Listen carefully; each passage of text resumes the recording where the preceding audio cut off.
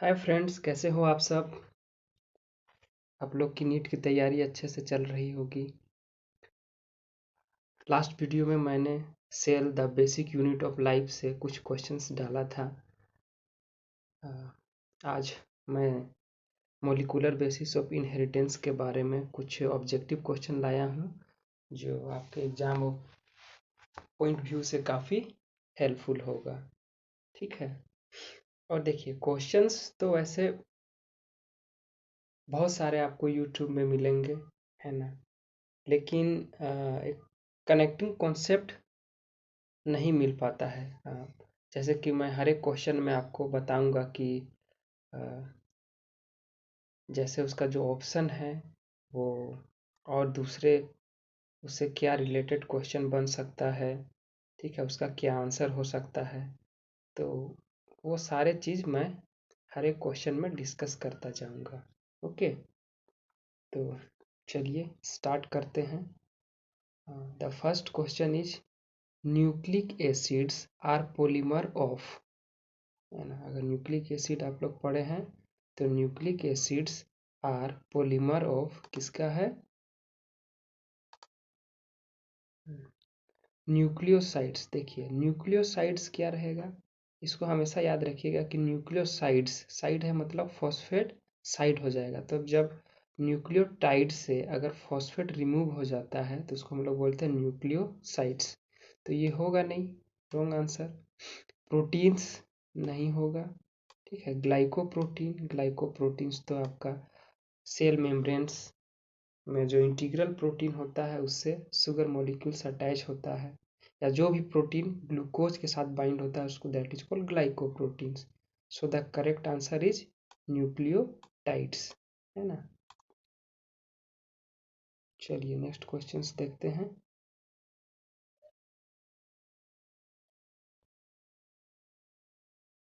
Question number second, DNA structure was discovered by, है ना।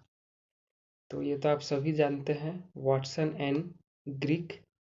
इन्होंने एक और चीज़ का डिस्कवरी किया था जो डीएनए का semi conservative mode of replication है, वो वाटसन एंड ग्रिक के थ्रू दिया गया था, ठीक है। ये अगस्त विस्मैन तो आप सभी जानते हैं, थ्योरी ऑफ जर्म प्लाज, है ना, कंटिन्यूटी का थ्योरी दिया था। हरगोविंद खुराना, इन्होंने आर्टिफिशियल्स जीन का सिंथेसिस किया था और इसका भी कुछ योगदान है। हरगोविंद खुराना जो एक इंडियन साइंटिस्ट हैं, ये जेनेटिक्स जो कोड है उनको ये डेसिफर किए थे, है ना। अब रहा सटन, सटन एंड बोवेरी था, ये दो साइंटिस्ट था।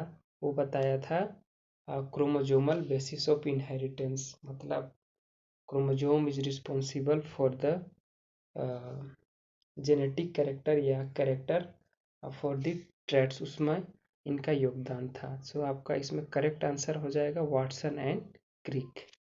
चलिए बढ़ते हैं नेक्स्ट क्वेश्चन की तरफ।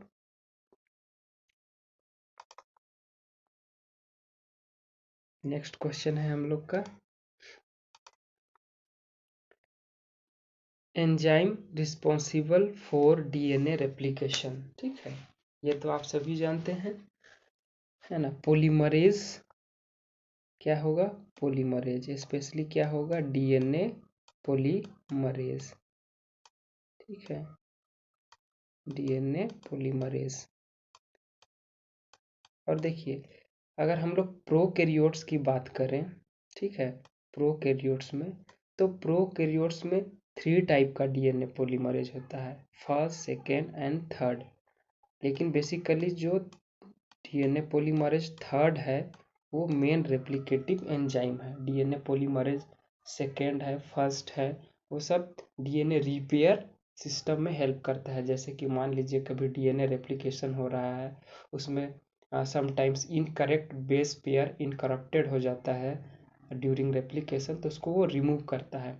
हाँ, डीएनए पॉलीमरेज फर्स्ट और सेकेंड उसका भी डीएनए पॉलीमराइजेशन एक्टिविटी है, बट उसका जो प्रोसेसिविटी है, मतलब डीएनए पॉलीमराइजेशन का रेट है वो कम होता है। सो करेक्ट आंसर क्या होगा, पॉलीमरेज। प्रोटियोलाइटिक हैगा तो ये तो प्रोटीन को क्लीवेज करता है, जैसे कि आपका ट्रिप्सिन हो गया एंजाइम, कीमोट्रिप्सिन, ये प्रोटोलाइटिक एंजाइम है। लाइगेज है ना, डीएनए लाइगेज अगर है तो वो डीएनए का दो कट सीक्वेंस को वो जोड़ता है। कार्बोक्सिलेज ये एंजाइम्स में होता है, जिसमें आपका क्या होता है, इलेक्ट्रॉन्स या प्रोटॉन्स को रिमूविंग या ऐड करता है, कार्बोक्सिलेज है ना। सो द करेक्ट आंसर इज क्या हो जाएगा आपका, डीएनए पॉलीमरेज, ऑप्शन ए। चलिए नेक्स्ट बनते हैं, सिस्ट्रोन इज, सिस्ट्रोन क्या है, तो सिस्ट्रोन फंक्शनल यूनिट ऑफ आरएनए नहीं है, non functional unit of RNA ऐसा कुछ नहीं है, functional unit of DNA that specify A polypeptide chain, ये आपका सही आंसर हो जाएगा। ठीक है, जैसे कि मान लीजिए आपका ये डीएनए सीक्वेंस है, तो मान के चलिए डीएनए में कोडिंग सीक्वेंस एक्सोन होता है, नॉन कोडिंग सीक्वेंस क्या होता है, इंट्रोन, ये आपका एक्सोन हो गया। ठीक है, ये इंट्रोन। ठीक है, तो functional unit of DNA that specify the polypeptide chains, जो पॉलीपेप्टाइड चेन बनाता है दैट इज कॉल्ड एमआरएनए, तो उसी को हम लोग क्या बोलते हैं, cistron, non functional unit of DNA. ये भी आपका रॉन्ग ऑप्शन हो जाएगा। चलिए बढ़ते हैं नेक्स्ट क्वेश्चन की तरफ, क्वेश्चन नंबर 5।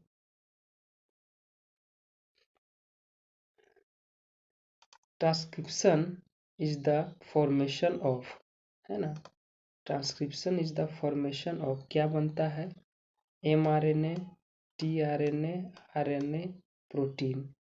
हालांकि इसमें ऑप्शन में आपका अगर ये प्रोटीन की जगह क्या होना चाहिए, all of the above, all of the above option होना चाहिए, क्योंकि ऐसा तो नहीं है कि ट्रांसक्रिप्शन से केवल एमआरएनए बनता है ना। टीआरएनए है, आरआरएनए, तो ये कहाँ से आया है, ये डीएनए से ही तो आया है, तो इसका भी तो ट्रांसक्रिप्शन होगा। So all options are correct, mRNA, tRNA, rRNA and so D is correct, मतलब क्या होगा, all of the above. Next question number 6, which of the RNA is smallest and used in feeding of amino acid to a ribosomes। ठीक है, ribosome को feeding करने के लिए, जैसे कि आपका ये स्मॉल सब यूनिट है, लार्ज सब यूनिट, ठीक है, ये mRNA स्टैंड है, तो आपका क्या होता है, टीआरएनए जो होता है वो क्या करता है, एमाइनो एसिड को लाता है, ठीक है, और राइबोसोम में ये फिट करता है, फीडिंग मतलब खिलाता है। तो आपका इसमें करेक्ट आंसर क्या हो जाएगा, आपका टीआरएनए, क्योंकि ये एमाइनो एसिड को पिक करता है। ठीक है, नेक्स्ट क्वेश्चन हम लोग देखते हैं, क्वेश्चन नंबर 7, कौन है, ये रहा, initiation codon in higher plants. अब देखिए यहाँ थोड़ा कंफ्यूजिंग कर रहा है, initiation codon in higher plants, चाहे वो कोई भी प्लांट्स है या एनिमल है या फिर लोअर प्रोकैरियोट्स है, अप्रोक्स इनिशिएशन कोडोन्स जो सबका वो क्या रहता है, AUG, ये आप जानते हैं इनिशिएशन कोडोन क्या होगा, AUG। So B is correct answer.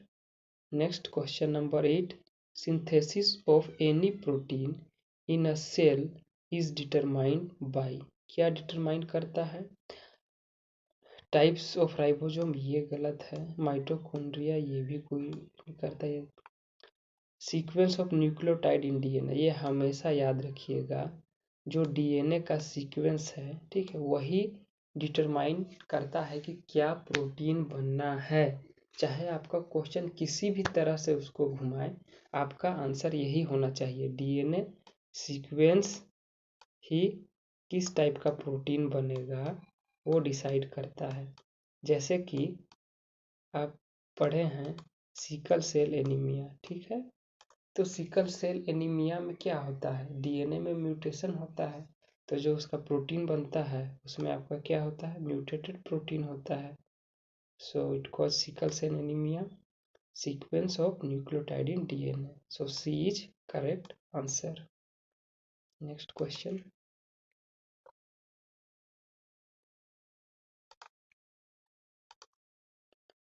The element required for the activation of DNA and DNA polymerase. ये हम आपको बताए थे कि ये मैग्नीशियम आयन का बहुत रोल होता है, ठीक है। इधर डीएनए पॉलीमरेज है या आरएनए पॉलीमरेज है, ठीक है। मैग्नीशियम आयन एक्टिवेशन के लिए चाहिए ही। जैसे 2 राइबोसोमल सब यूनिट है, ठीक है, तो स्मॉल सब यूनिट और लार्ज सब यूनिट को होल्ड किसके थ्रू होता है, वो with the help of calcium ion. Okay, जैसे एक आप लोग टेक्निक्स पढ़े हैं PCR, that is called polymerase chain reaction, ठीक है। उसमें भी आप मैग्नीशियम आयन आपको अलग से ऐड करना होगा, तभी आप डीएनए को एम्पलीफाई कर सकते हैं। Okay, next question, question number 10। The first gene isolated by Sparrotal in 1969 was the gene of, है ना। तो जो सबसे पहले ये साइंटिस्ट था वो आइसोलेटेड क्या किया था, इंसुलिन जीन्स ऑफ माउस। नहीं, इंसुलिन जीन्स नहीं होगा। नाइट्रोजिनस बेस ऑफ साइनोबैक्टीरिया नहीं। Alanine of tRNA of east नहीं। क्या होगा, लैकोपेरोन। लैकोपेरोन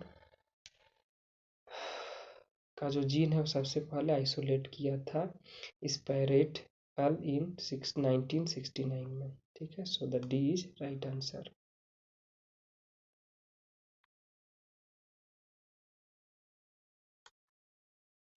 चलिए बढ़ते हैं नेक्स्ट क्वेश्चन।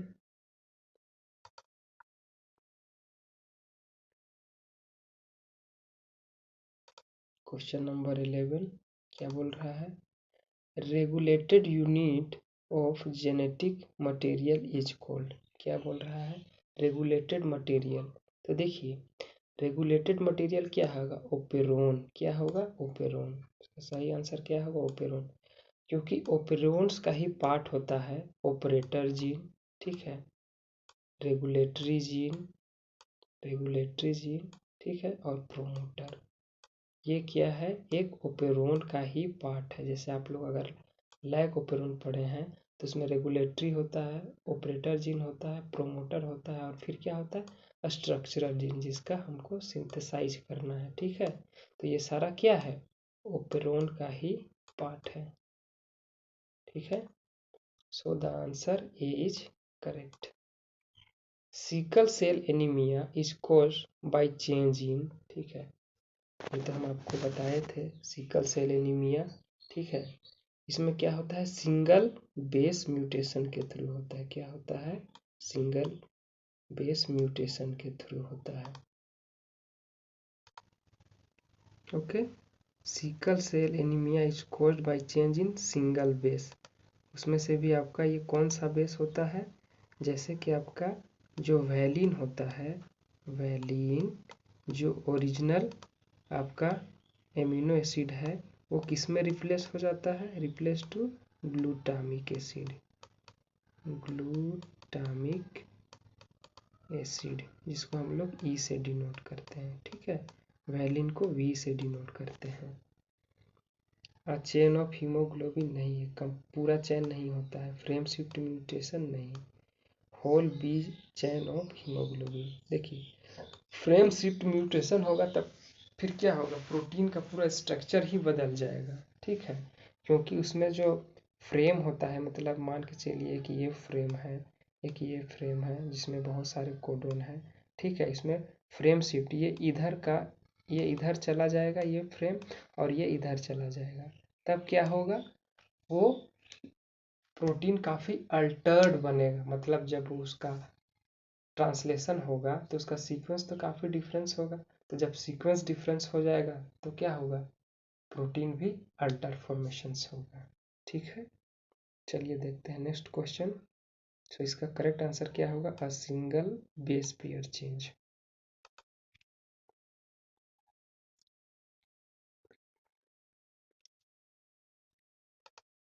नेक्स्ट क्वेश्चन है, the mitochondrial DNA differs from nuclear DNA.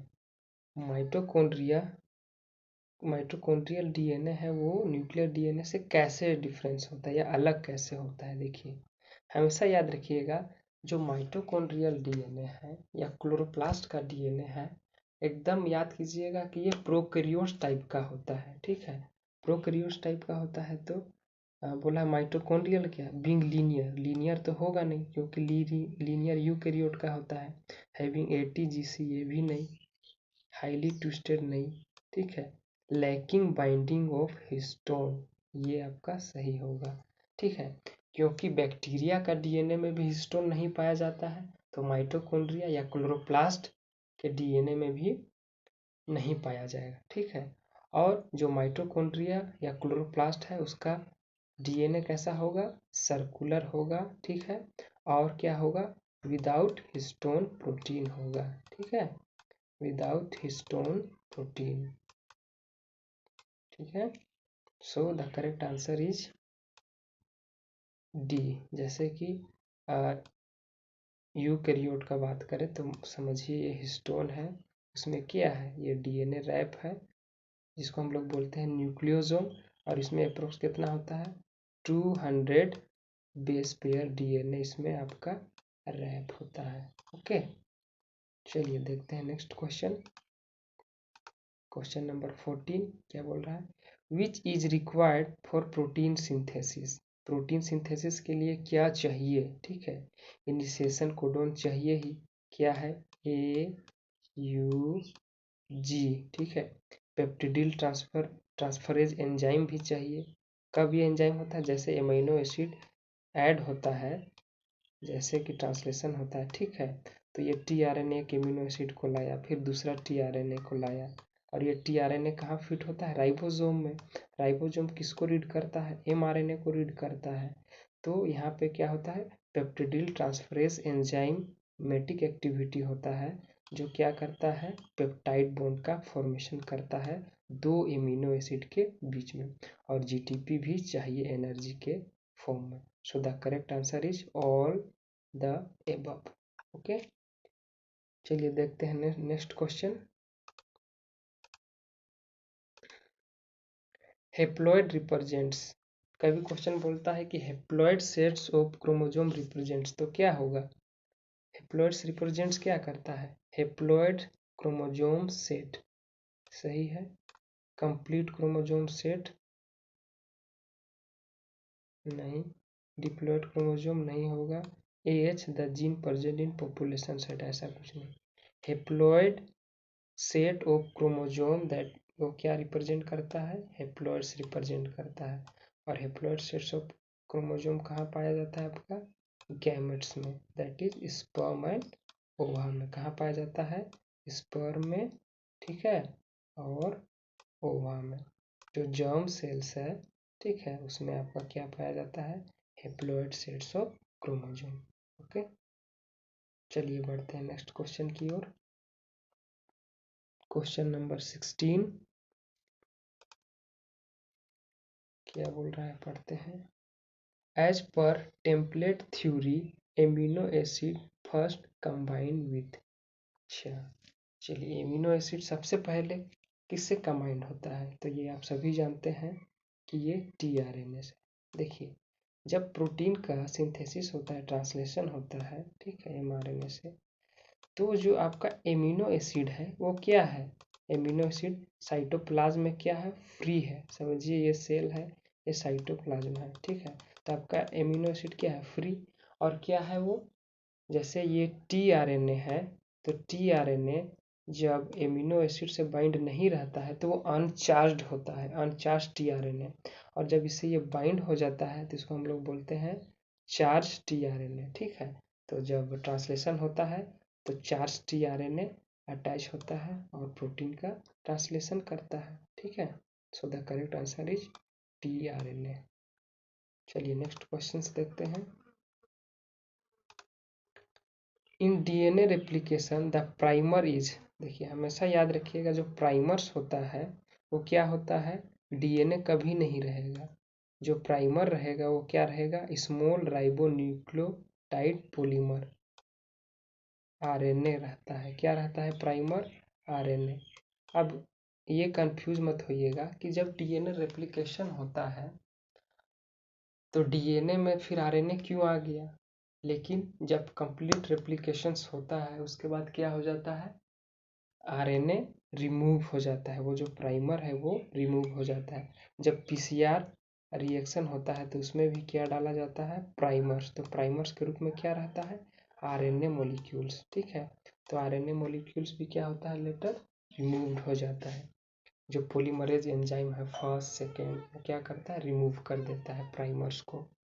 जब क्या करता है, उसको रीड करता है कि भाई जब मेरा डीएनए रेप्लिकेशन हो गया है तो उसमें कभी कोई इनकरेक्ट बेस पेयर या कभी कोई आरएनए मॉलिक्यूल्स ऐड ना हो गया हो, उसको वो रिमूव कर देता है।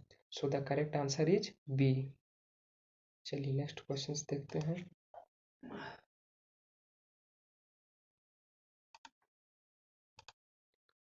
The experimental system used in studies of discovery of replication of DNA has been. तो इसमें क्या होगा, ड्रोसोफिला नहीं, इसमें तो म्यूटेशन के लिए स्टडी किया गया था, है ना। न्यूमोनियोकोकस ये भी नहीं होगा, न्यूरोस्पोरा कैरेसा नहीं होगा। इसका राइट आंसर क्या होगा, ई कोलाई। ई कोलाई जो बैक्टीरिया है, ठीक है, वो मोस्ट एक्सपेरिमेंटेड बैक्टीरिया है। क्या है, मोस्ट एक्सपेरिमेंटेड बैक्टीरिया है।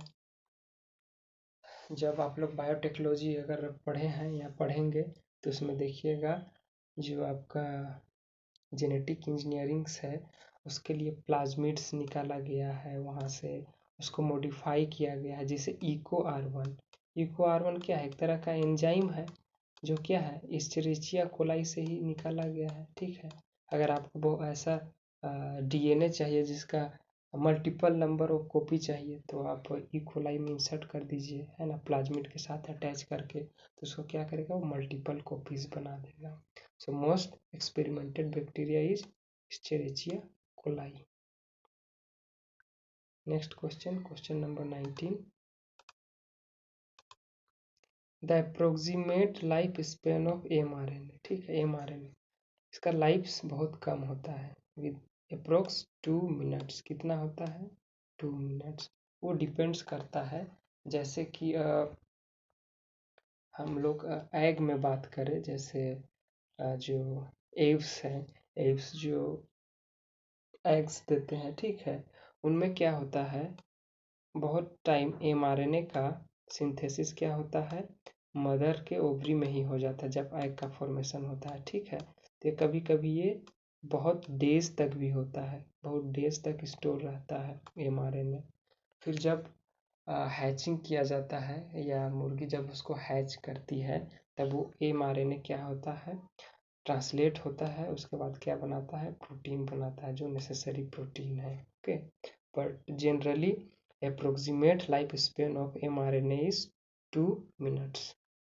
Next question, topo isomerase is involve in, क्या करता है, प्रोड्यूसिंग आरएनए पॉलीमर प्राइमर्स नहीं, ज्वाइनिंग डीएनए सीगमेंट, ये ज्वाइनिंग डीएनए सीगमेंट तो लाइगेज करता है, प्रोड्यूसिंग निक इन डीएनए, हाँ ये सही है आंसर है। सेपरेशन ऑफ डीएनए स्ट्रैंड नहीं, सेपरेशन डीएनए को करता है हेलिकेज। क्या करता है, हेलिकेज एंजाइम, है ना। ये जब डीएनए रेप्लिकेशन होता है तो डबल स्ट्रैंड होता है, तो उसके बीच जो हाइड्रोजन बॉन्ड होता है एटी और जीसी में, उसको ये रिमूव करता है, कौन, डीएनए हेलिकरेज। तो ये जो टोपो आइसोमरेज है, ये क्या करता है, प्रोड्यूसिंग निक इन डीएनए। कैसे, जैसे कि मान के चलिए कि आपका ये डीएनए मॉलिक्यूल्स, ठीक है, डीएनए मॉलिक्यूल्स है, तो जब इधर से खोल रहा है डीएनए हेलिकेज, तो इधर क्या होता है, पॉजिटिव सुपर कोइलिंग होता है, तो उसको ये क्या करता है, रिमूव द टॉर्सनल स्ट्रैंड, उस स्ट्रैंड को रिलैक्स करता है, कौन, टोपो आइसोमरेज। ठीक है, और ये जो टोपो आइसोमरेज है वो दो तरह का होता है, topo isomerase first and topo isomerase second.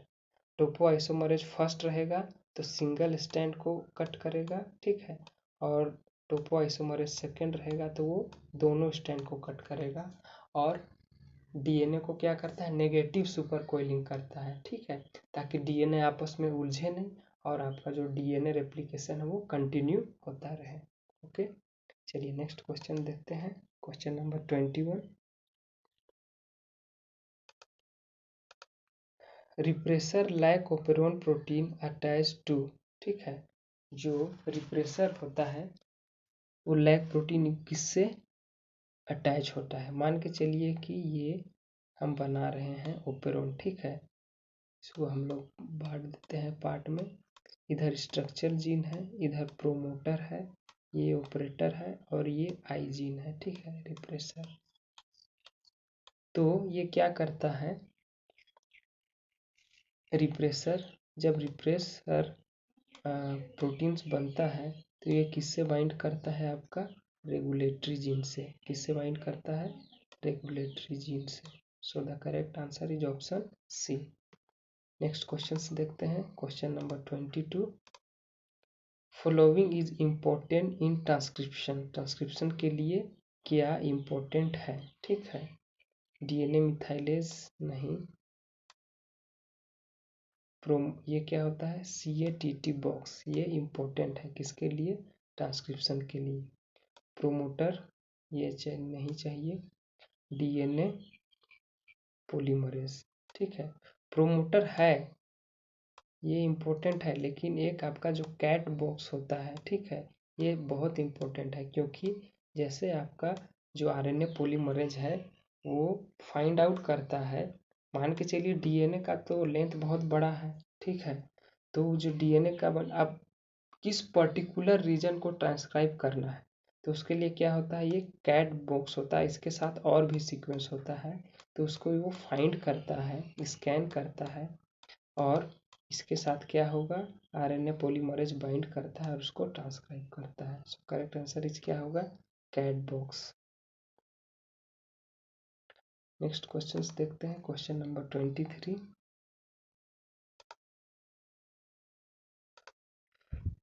एंटीकोडन found in, तो एंटीकोडन कहाँ होता है, आपका टीआरएनए में, ठीक है।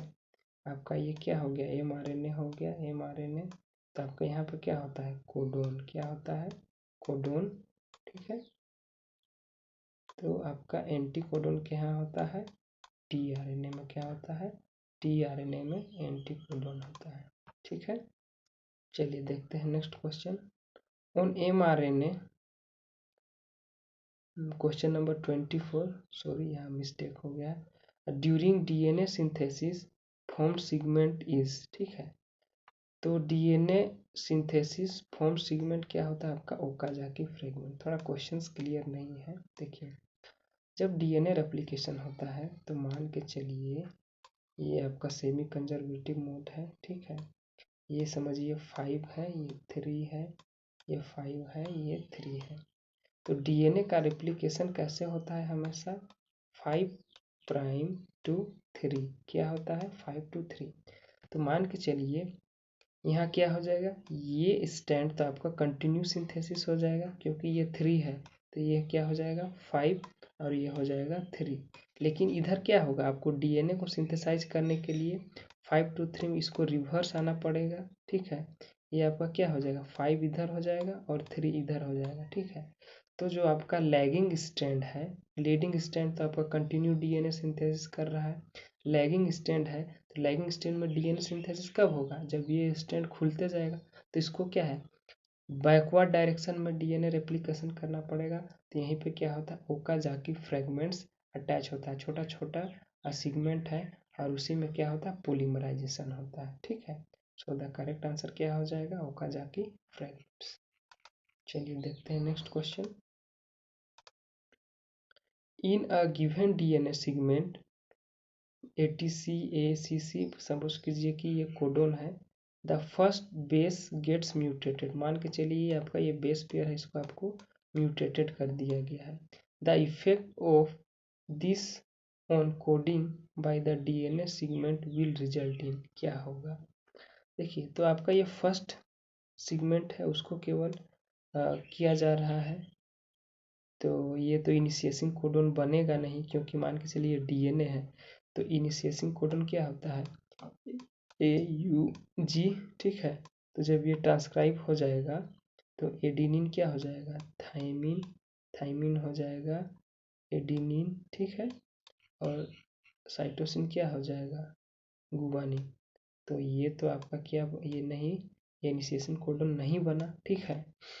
तो क्या होगा, एक ही एमिनो एसिड अफेक्टेड होगा, तो 1 amino acid less in protein, no change in sequence, complete change in type and sequence of amino acid, change in first amino acid only.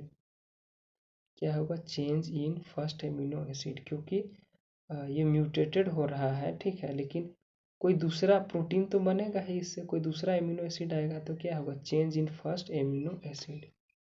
तो ऑप्शन डी आपका राइट हो जाएगा। 1 amino acid less in protein नहीं है, ऐसा नहीं है, less नहीं होगा, ठीक है। लेस किस कंडीशन में होगा? जब एक कंप्लीट जो सेट ऑफ कोडोन का है वो वहाँ से रिमूव हो जाएगा, तो एक एमिनो एसिड क्या हो जाएगा? लेस हो जाएगा।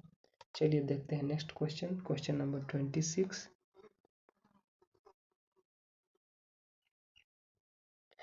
बोला है the ratio constant for a species. Species में आपका जो रेशियो है वो कांस्टेंट रहता है, ठीक है, तो वो क्या हो जाएगा? ए प्लस सी और टी प्लस सी, जो आप लोग चारगाफ्स का रूल पढ़े हैं, ठीक है, चारगाफ रूल्स, ठीक है, चारगाफ्स रूल के अकॉर्डिंग ये आपका जो एडिनिन है, साइटोसिन है, ए प्लस सी अपॉन टी प्लस जी क्या रहता है? कांस्टेंट रहता है हर एक स्पीसीज में, क्योंकि जितना एडिनिन होगा उतना ही थाइमिन होगा, जितना साइटोसिन होगा उतना ही ग्वानिन होगा, ठीक है। चलिए next question, question number 27। DNA repair, DNA repairing is done by, ठीक है, तो देखिए अब आपको बताए थे डीएनए पॉलीमरेज फर्स्ट नहीं, डीएनए पॉलीमरेज सेकेंड। क्या है ये? क्या करता है? डीएनए रिपेयर में हेल्प करता है, ठीक है। लाइगेज, डीएनए लाइगेज, ये तो डीएनए को जोड़ता है। बेसिकली क्या है ये? डीएनए पॉलीमरेज सेकेंड, और जो डीएनए पॉलीमरेज थर्ड है वो क्या है? मेन रेप्लिकेशन एंजाइम है, ओके, प्रोकैरियोट्स में। चलिए नेक्स्ट क्वेश्चन देखते हैं, question number 28। Amino acid sequence in protein synthesis is decided by the sequence of. क्या बोला? एमिनो एसिड, तो ओबियसली एमिनो एसिड किससे बनता है? एमआरएनए से बनता है, करेक्ट, डी हो जाएगा। सीडीएनए होगा नहीं, आरआरएनए होगा नहीं, एफआरएनए होगा नहीं। सीडीएनए आप सोच भी सकते थे, लेकिन क्या बोल रहा है? सीडीएनए क्या होता है? कॉपी डीएनए होता है, और सीडीएनए क्या होता है? रिवर्स ट्रांसक्रिप्टेज के थ्रू बनता है, ठीक है, सीडीएनए, ठीक है। और ये किससे बनता है? एमआरएनए से। किससे बनता है? एमआरएनए, जो मोस्टली ऐसे वायरस है जिनका जेनेटिक मटेरियल आरएनए है, अगर उसको यूकैरियोट सेल को इन्फेक्टेड करना है, ठीक है, या उसके जीनोम में अपना जो वायरस का जीन है उसको इनकॉर्पोरेटेड करना है, तो उसको सबसे पहले क्या करना पड़ेगा? डीएनए में चेंज करना पड़ेगा, ठीक है, तो उसका जो आरएनए है वो चेंज किस में हो जाएगा? सीडीएनए में, कॉपी डीएनए में, ठीक है। उसके बाद वो क्या होगा? यूकैरियोटिक सेल में वो इंटीग्रेटेड हो जाएगा। चलिए नेक्स्ट क्वेश्चन, क्वेश्चन नंबर 29। बोला है during protein synthesis at one point the process comes to a halt. जब प्रोटीन का सिंथेसिस आता है वहाँ एक ऐसा पॉइंट आता है जहाँ पे प्रोटीन सिंथेसिस हाल्ट स्टॉप हो जाता है, रुक जाता है। Select the group of 3 codon from the following from which any one of the 3 could bring about the halt, ठीक है। तो हाल्ट कब होगा? जब हम लोग क्या होगा? स्टॉप कोडोन आ जाएगा। क्या हो जाएगा? स्टॉप कोडोन आ जाएगा। स्टॉप कोडोन कौन कौन है? ए यू ए जी जी, ठीक है, ए यू जी और ए जी यू, ठीक है, ये 3 आपका क्या है? स्टॉप कोडोन है। तो इसमें देखिए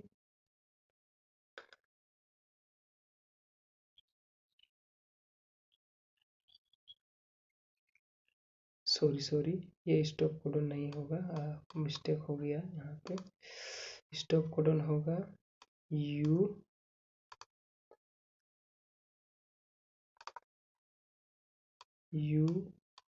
A G U G A और क्या होगा U A A। ये क्या है आपका स्टॉप कोडन है, ठीक है।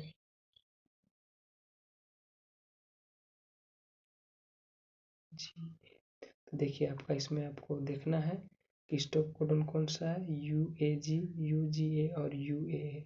तो इसमें से अगर कोई भी एमिनो आपका ये जो कोडोन है वो आपका अगर mRNA स्ट्रैंड में अगर मिलता है तो क्या होगा, प्रोटीन सिंथेसिस स्टॉप हो जाएगा, ठीक है। So B is right answer, ठीक है।